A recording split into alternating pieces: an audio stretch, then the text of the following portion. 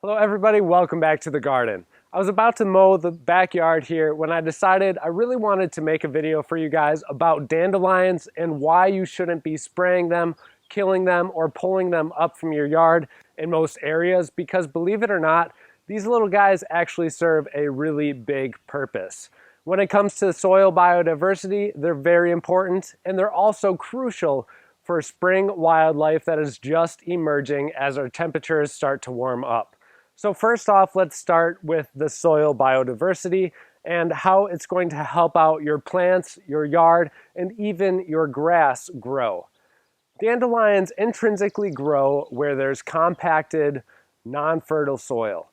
What those dandelion roots, that main taproot, is actually going to be doing to your yard or to wherever they're growing is pulling up from deep in the soil with that taproot and aerating that soil, taking that compact soil and loosening it up with those very, very strong tap roots. So while other plants will not do well in compacted soil, these dandelions will come in, do their job, loosen up the soil, and make it more available for other plants to then grow and thrive after that point. Slowly throughout time, you'll find that dandelions will essentially disappear as the health of your soil increases.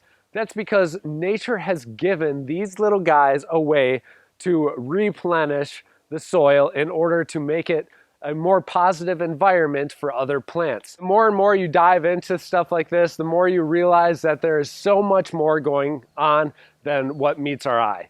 So the next thing that dandelions help with, which is going to help your plants later on in the road, is calcium.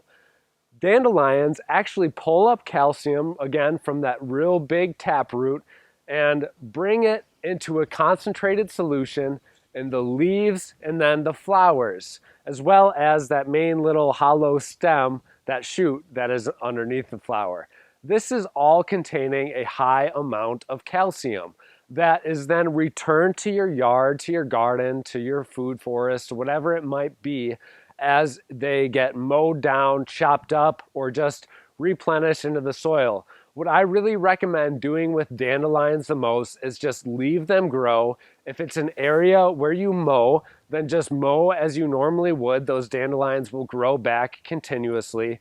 Mulch your grass and yard into itself instead of taking it up and then removing it off the property. Mulching is always the best.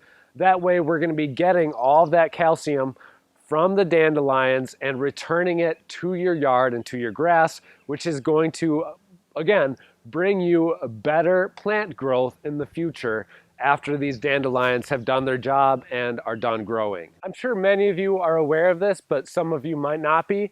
Dandelions are actually considered a superfood. They're in the top 5 most nutritionally dense greens that you can find on the planet as of right now. So there is so much nutrients in the leaves, and then in the flowers you can cook these up too, and the roots you can make all sorts of things with basically the entire plant except for that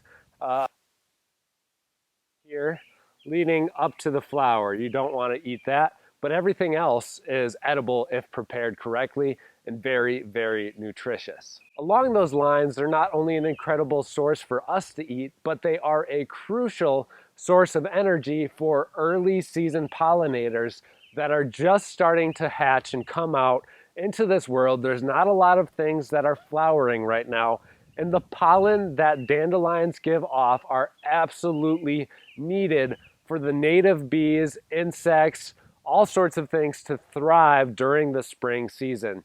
Without dandelions, they're going to be suffering a lot more than they would with them. They provide a great source of pollen for so many different types of insects, so that's another reason that not only because of our soil, but because of the wildlife around us, that we want to keep dandelions around. Because if we don't have these pollinators, don't forget, we're also not going to have good harvest from our vegetable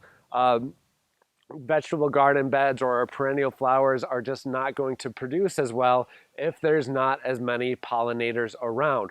So having those pollinators around, keeping their numbers up and keeping them healthy is key to having a good garden. So keep these dandelions around in the spring for the pollinators too. Dandelions are also pretty seasonal for the most part. You're gonna see that they take off and flourish early on in the spring, and then by summertime, most of them are gone and not growing anymore. This is again because they serve a crucial part in the ecosystem and landscape in those few months of early spring. So another reason to just let them grow and do their thing, because before you know it, there's not going to be too many more of them left growing in your yard or landscape. So keep these dandelions growing in your yard. I think they should be considered a part of the natural landscape and ecosystem around us instead of the noxious weed that some people portray them to be, causing them to spray harmful chemicals into the environment that are killing pollinators, harming dogs, pets, and even small children for that sake.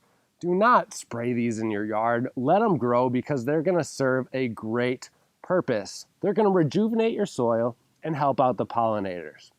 Thank you guys so much for watching today. Happy gardening, and we'll see you in the next episode.